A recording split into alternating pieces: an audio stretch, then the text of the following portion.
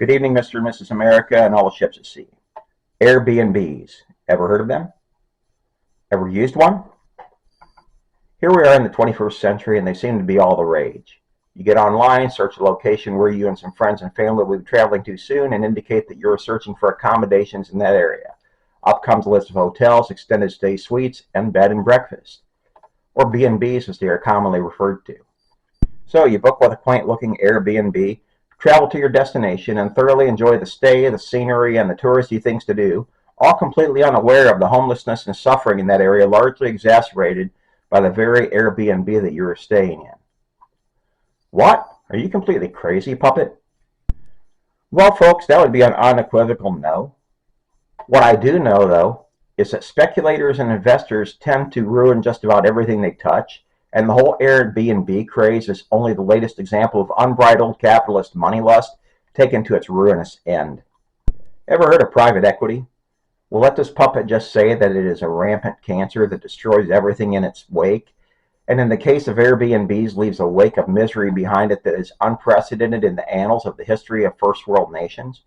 Private equity is basically a group of wealthy speculators who go around with the sole intent of increasing their fortunes at the expense of anyone or anything in their path, and with no moral compass to guide them. Talk about a gang of piranhas waiting to strike.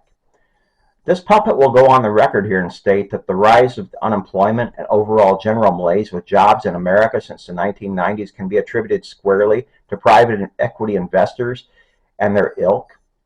And every smaller company that you can name has been swallowed up by larger investment firms at least once in its life cycle, and always to the huge detriment of the employees, current and future. Anyone with a brain has decided to avoid that misery ever again, and so they simply stay out of the job market. No elected politician in any Western nation has ever had the decency or fortitude to stand up to these leeches on the system to this day, and so it continues. So, back on topic. Airbnbs, greed is a strange bedfellow, to say the least. Bored private equity investors, always sitting around with bloodlust in their eyes, waiting for the latest opportunity to slit someone's throat for a buck or two, saw blood in the water a number of years back as it pertains to the Airbnb business sector, if you even want to label it as that. What you now can see are housing and apartment rental rates through the roof in virtually every larger city in the Western world, and largely because private equity groups have gobbled up so many in those markets to essentially sit vacant and await their tourist tenants. Yep, you now have rent rates so unaffordable in many large tourist destinations because investors greedily bought up all the available properties and turned them into posh tourist accommodations.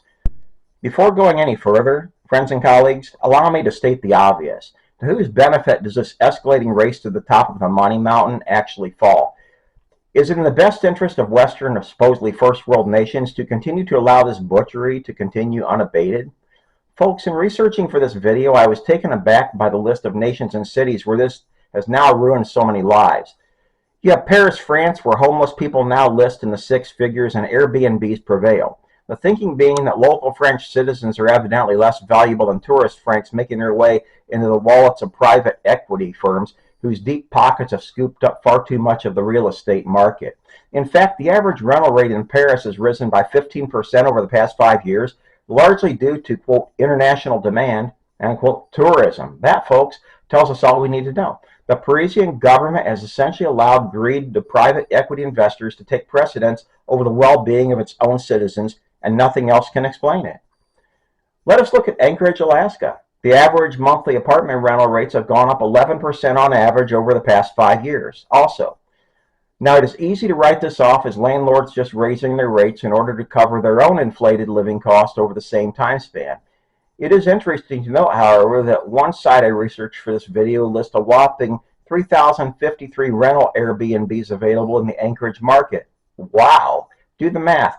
Take that many properties off the market in any urban area and see how the remaining rental rates in the area respond.